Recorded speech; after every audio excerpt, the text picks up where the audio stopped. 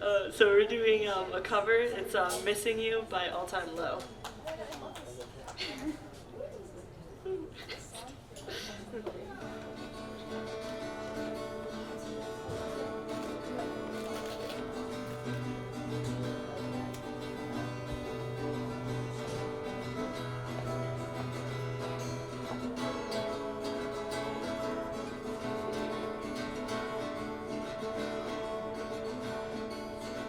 I heard that you've been self-medicating in the quiet of your room, your sweet suburban tomb. And if you need a friend, I'll help you stitch up your wounds. I heard that you've been having some trouble finding your place in the world. I know how much that hurts. But if you need a friend, then please just say the word. Oh, oh, oh, oh. You've come this far, you're all cleaned up, you've made a mess again. There's no more trying time to sort yourself out. Hold on tight, this ride is a wild one. Make no mistake, the day will come when you can't cover up what you've done. Now don't lose your fight yet. It only takes a little push to pull on through. With so much left to do, you'll be missing out, and we'll be missing you. I heard that you've been having some trouble finding your place in the world. I know how much that hurts.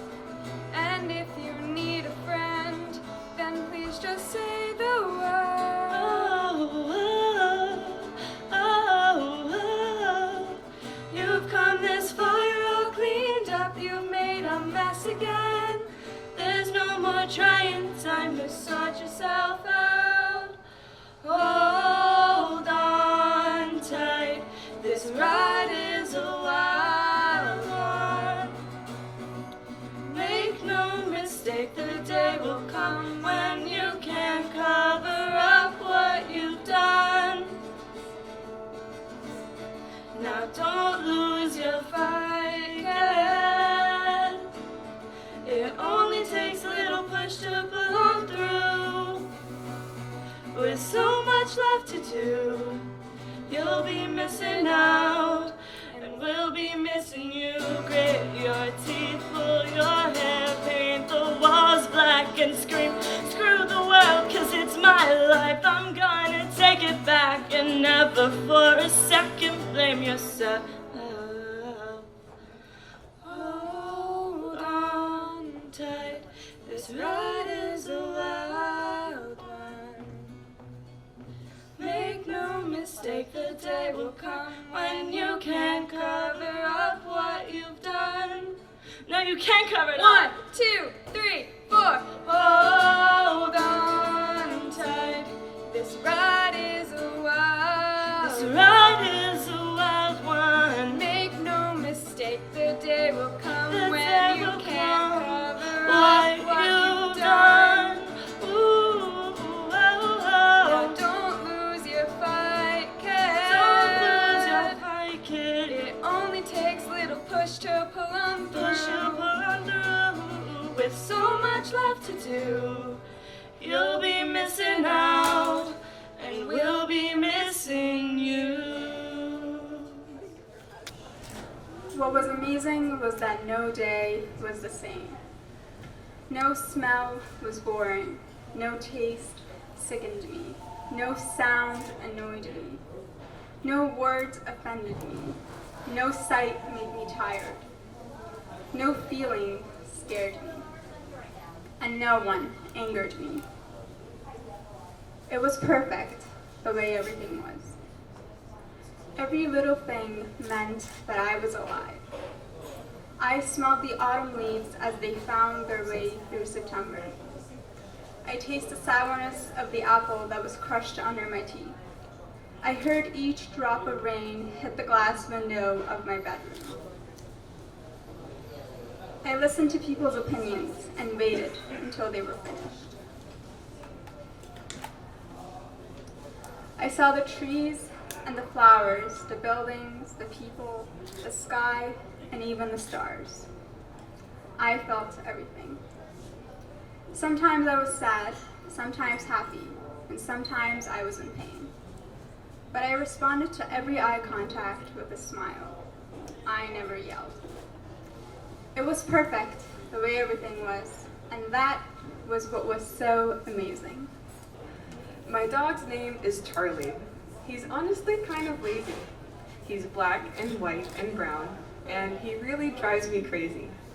This guy loves to eat, and not like a regular dog. He's constantly begging for food and devours it like a hog. He barks at the mailman and the lightning as well. But when you bust out the hairdryer, he shuts like a clamshell. Even though he may be strange, I love him more than anything. No matter how frustrated he makes me, he's like my own offspring. His brown eyes make me melt, and his fluffy hair is adorable. Trust me when I tell you, the cuteness is unbearable. And he's pretty smart too, until out of a puddle he starts drinking. And then I really start to think, what the heck is he thinking? So that's my dog for you. Even with his stinky breath, I still give him hugs and kisses because I love him to death. This is my original poem called Inside Out. That soft night where the breeze began to take me, my imagination spinning, thoughts setting me free.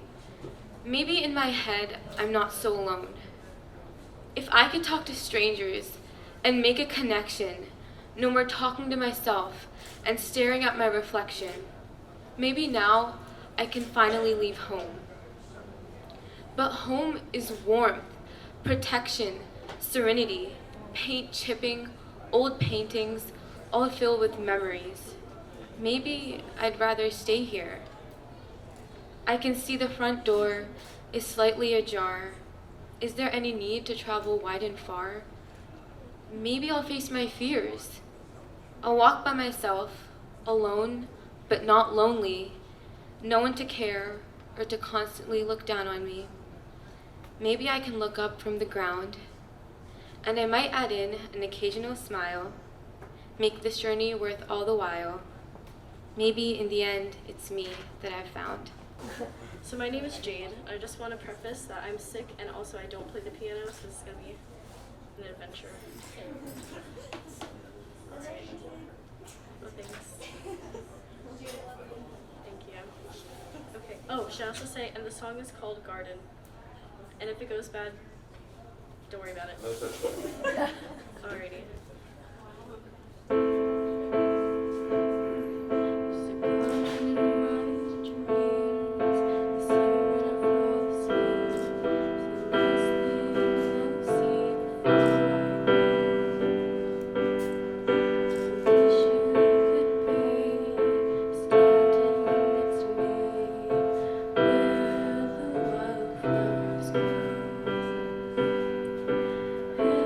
Hand in hand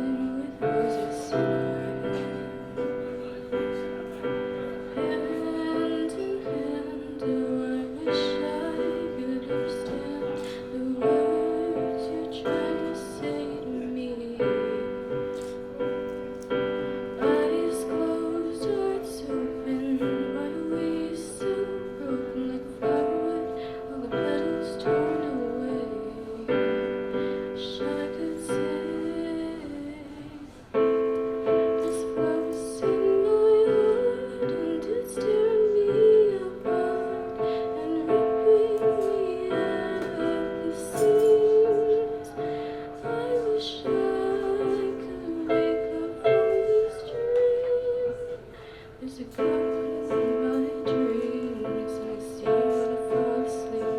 It's the last thing I'll see before I go. I wish you could be standing next to me where the wildflowers grow. Hands in hand, oh, I wish I could understand the words you're trying to say to me. And eyes closed, hearts open, where we so broken like a flower with all the petals torn away. Wish I could say.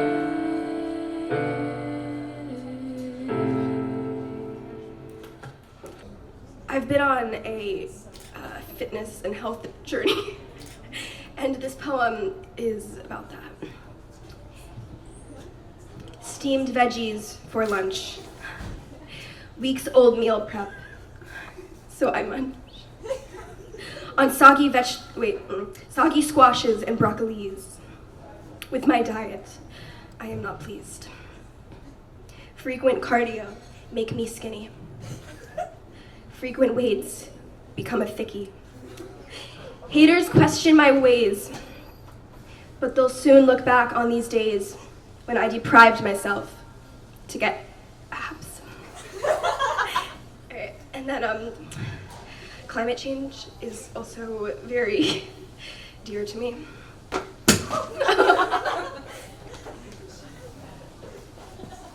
And this poem is about the statistic or something that like we have like 12 years before the planet is just like over. I don't know. Okay. In 12 years, the trees will die. No more oxygen. Children cry. Our atmosphere has too much CO2. But in 12 years, there's nothing we can do. In 12 years, it can't be undone. When I buy chickpeas, they'll have none. Only a lonesome fig. They'll no longer ask paper or plastic, rather, will you stay here or go intergalactic? In 12 years, Elon Musk will be right. He took all of the chickpeas on his flight and left a singular fig. His flight to Mars is our only hope to start again and to evoke better climate and environmental policies. But will we listen? Probably not, you see. 12 years is not a fresh start, but a new chance to tear a new planet apart. And this time, we won't leave a fig. This poem is called A Boy Named Ducky. Yes. And, so it was inspired by a boy named Ducky. Okay, so I just got the news, like why it had to be. They hit him with a stun, but sadly he got the key. He only 17, but sadly never got to see. My son, you have no worries like a flea. Shh. You can hear the silence in the inn just like my family tree. Anyway, it started with me living in a poor home in the backwoods of Tennessee. Life was boring. I was 19, living with my dad and his babe Kylie. It was my last year of high school, and I told myself one more year before I moved to the Black Sea. The rough year passed, and it was finally time to move to the Black Sea and get my degree. During the trip to get my degree, I met a baddie, and her name was Marquise. We dated for a year, and at the time I was 23, so I manned up, got down, and took the knee. Marquise, baby, so fine and so bright. You make me happy and carefree. She said no, so I got mad, and she told me I needed some vitamin C. So I went back to my studies and got to finish my Black Sea degree. But sadly, Marquise came back into my life and told me I had a kid named Ducky.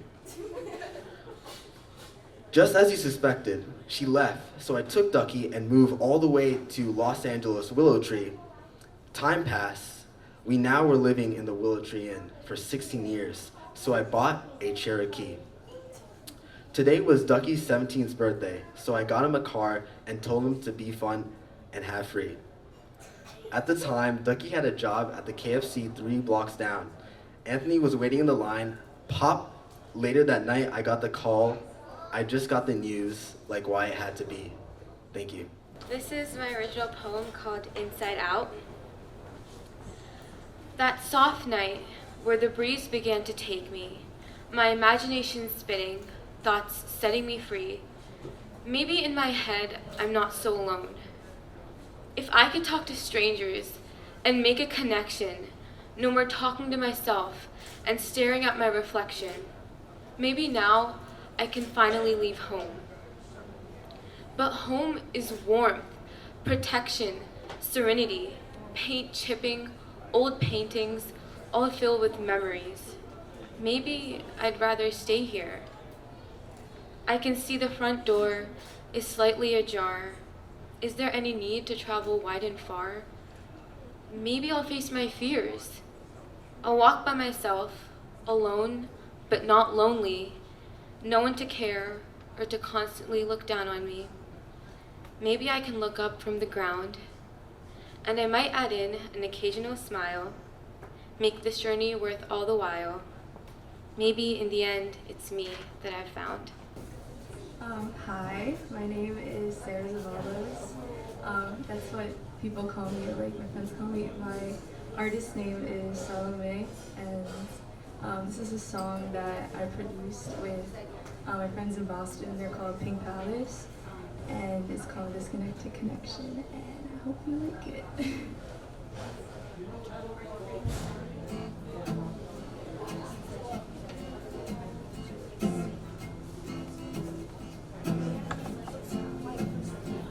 Spoke on walls out of broken TV.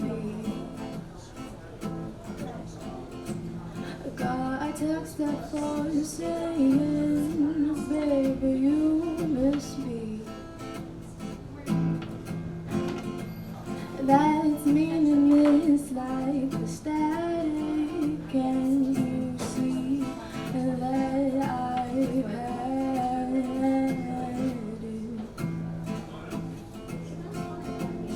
I've had it.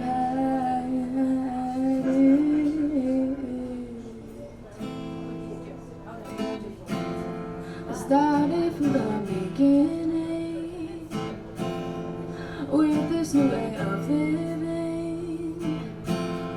Started from the beginning, I'm free. You don't see the colors anymore.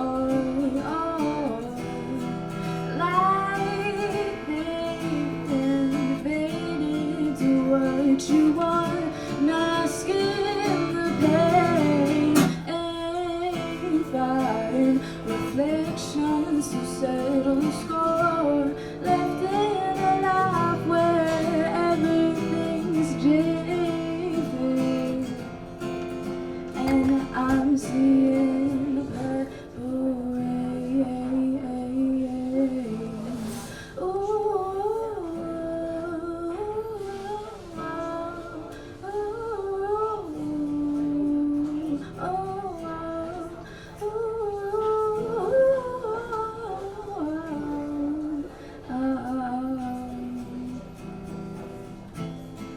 Left my phone out on the silent days. Ooh, disconnected to connection, wasting away with your obsessions. Disconnected to connection.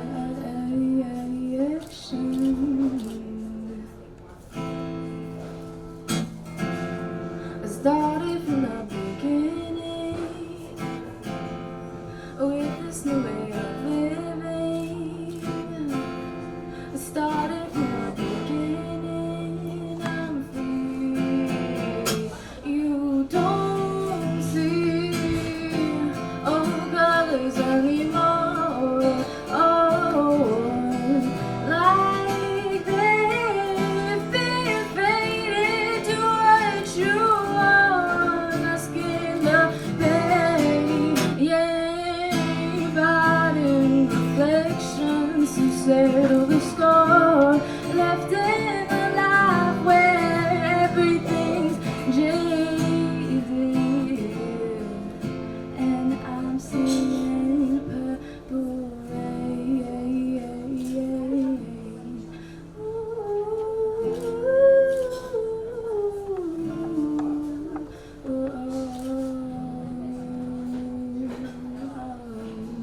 This poem is called Between Each Breath. I've been holding my breath since the day that I was born. If you looked at me, I would vanish without a trace. A stutter in a timeline, a blink, and then nothing. I held a pen between chattering teeth and drowned myself in ink. I was safer colored in black, safer when I was folded neatly into myself. At unlucky 13, I met someone who convinced me I knew how to breathe. I felt like summer and sunshine sometimes, but I can't forget the days where I asked myself why my exhales hurt so bad.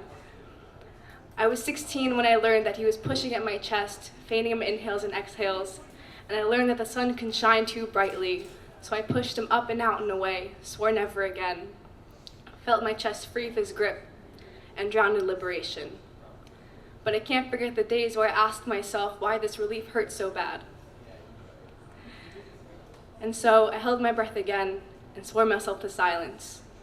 I figured I was safer when I was breathless, safer with my hands pursed and my hands folded and lips pursed, swimming in ink. And I didn't feel the sunshine again until 17. Oh, divinity scooped me up in frigid arms and coaxed me awake. I was promised a softer sun, and so I cut a hole out of the storm clouds I condemned myself to, took a swig of daylight, epiphanies, a stutter in the timeline, a blink, and then everything. And I learned that building yourself up is so much easier than tearing yourself down, and I learned that when it matters, your breath will come to you, in gusts and in breezes, with a chest that rises and falls with the sun, and a world that turns in the melodies that you need. Thank you. This is a poem that I did not write. This is by Tugarita, who could not be here today. Who are you? What? Who are you? Oh, I'm Emma. Hello. So it's called Letter. If you can read this tiny text, I want you to know that I exist. Look in your subconscious and you'll find what's missing. A lock never comes without a key, so carefully inspect the sea. Happy families are broken too, if you know what I mean. Not a shilling to be spent, he ponders his own existence, 'cause the mind is a poison that lacks form or appearance. An inevitable illness that people often blindly dismiss. It calls itself the master. It wakes him with a hiss. Credence often finds comfort in words and phrases mostly. The answer always presents itself if you were to look closely. Of that I am certain, just as reality is fiction. It turns the simple things into toxic addiction. Rows and rows of red is where my friend resides. In his left hand, he's clutching his heart, which by life was denied.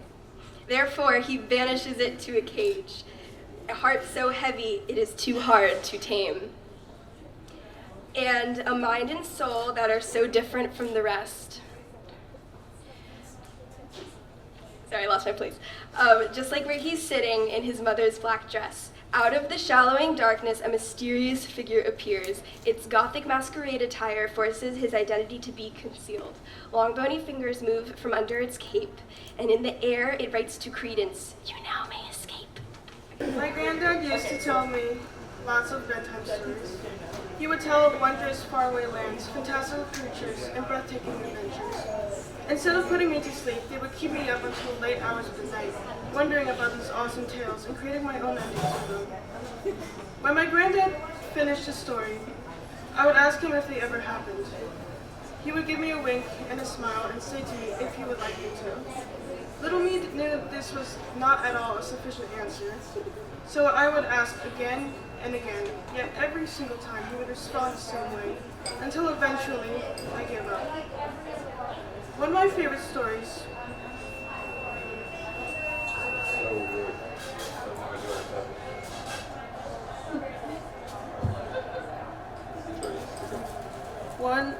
One of my favorite stories was of the magpie. I loved this one so much, in fact, that I would request it at least once a week, so that I was now ingrained into my mind. My granddad would begin by describing the magpie. She was a very large bird, bigger than my parents' house, bigger than the great oak in the park. She had a plumage of lustrous black and pearly white feathers that gleamed in the moonlight. Her eyes were dark, yet glowed whenever she looked at you. When she spread her wings, she could wrap herself around a hill and still touch her wingtips together. Her cry could be heard around the world and be felt in the ground through your very feet. Yet, her most infamous trait, my granddad said, was that of her vast collection of trinkets. On her nightly trips around the globe, she would find small discarded things, objects like necklaces, toys, and pens, and tuck them away in her feathers so that she may add them to her nest. This so-called nest is more of a shiny junkyard, piled high with trinkets that a human may think was trash. My granddad told me that although most of the magpie's treasures were mostly useless and somewhat gaudy, she did find some truly wonderful things.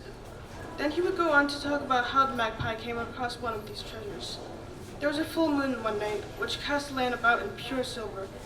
As the magpie flew about, a shining glimmer from the city street caught her sharp eye. She flew down and, with a thud, landed her talons onto the hard asphalt. She leaned down and saw that the glimmer came from a trash can already overflowing with rotting, stinking garbage. Set on top of the mess was a little bronze bell, slightly smudged, but shiny nonetheless. Fascinated, the magpie plucked this new trinket from the trash can and cleaned it off with one wing. She tied the bell around her neck, and away she flew, off to continue scavenging for treasure.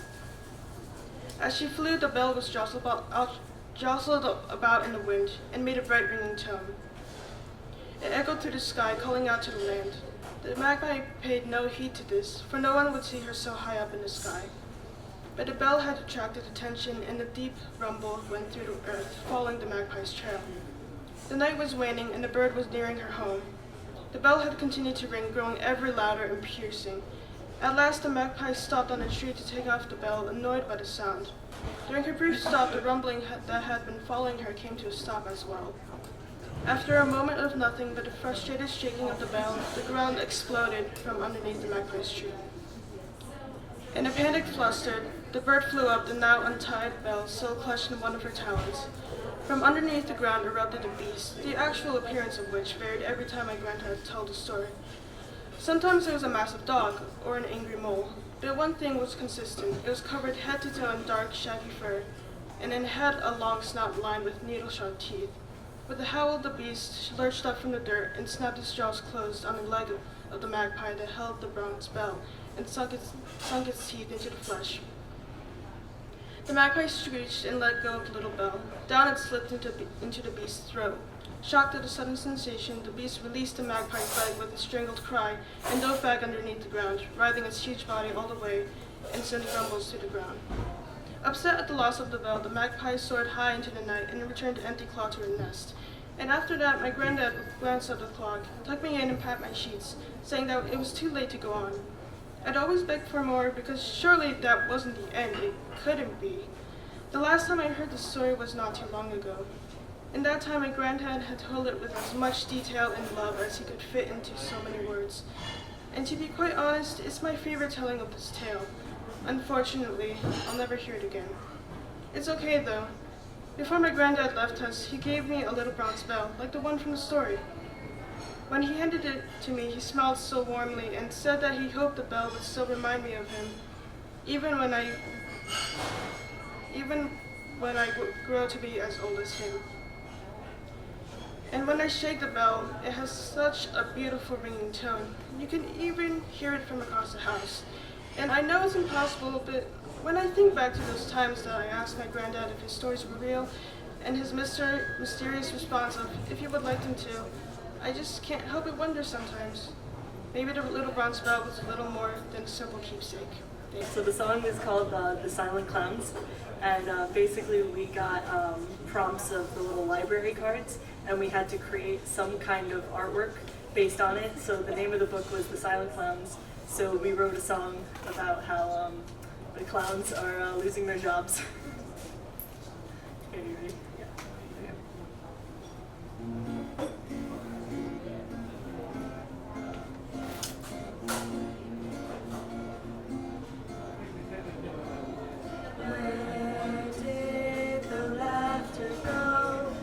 Soaking in the darkness when no one decided to show, turning my life into a mess. It's the silence of the clowns.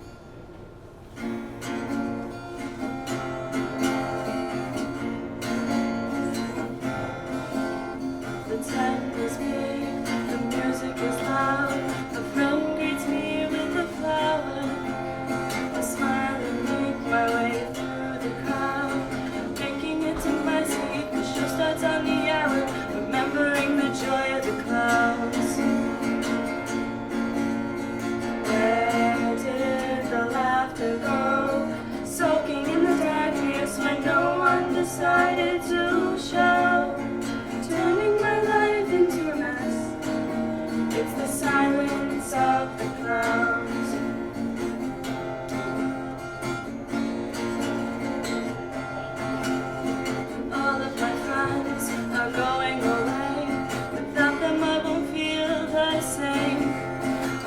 light, but my love will never decay.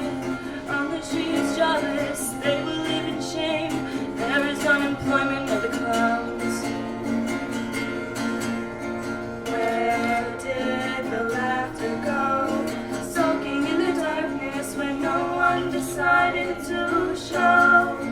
Turning my life into a mess. It's the silence of the clouds.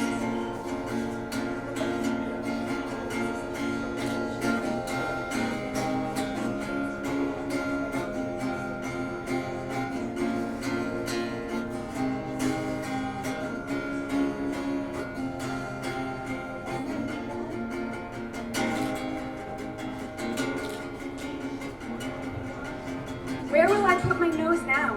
My shoes will never be worn again. I take my time preparing for my final bow. The fear I feel is genuine, letting go of the clowns. It's been my home for so long. I'm trying so hard to move on. Not being here will feel so wrong. After tomorrow, I will be gone, saying goodbye to the clowns.